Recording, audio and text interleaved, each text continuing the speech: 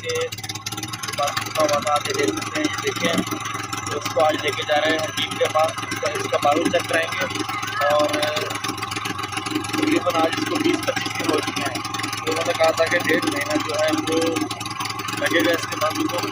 तो आज हम लेकर जा रहे हैं, तो चलते हैं और आपको दिखाते हैं कि कैसा रास्ता है और जाना कितने का कितना आसान है।